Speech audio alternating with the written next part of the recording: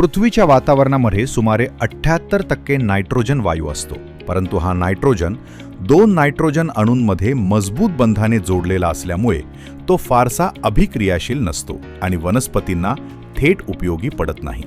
वनस्पतींना नायट्रोजन उपलब्ध करून देण्यासाठी जमिनीतील जीवाणू महत्त्वाची भूमिका बजावतात. काही जीवाणू वातावरणातील नायट्रोजन शोषून त्याचे अमोनियममध्ये रूपांतर करतात. त्यानंतर इतर प्रकारचे जीवाणू अमोनियमचे नायट्राइट आणि पुढे नायट्रेटमध्ये रूपांतर करतात. नायट्रेट हे वनस्पतींसाठी सर्वात सहज उपलब्ध आणि उपयोगी नायट्रोजनचे स्वरूप आहे. वनस्पती आपल्या मुळांद्वारे नायट्रेट शोषून घेतात, मात्र अनेक वेळा त्यांना मुळांशी जोडलेल्या बुरशीच्या सूक्ष्म तंतूंची मदत मिळते. हे तंतू जमिनीतून पोषक द्रव्ये आणून वनस्पतींना देतात.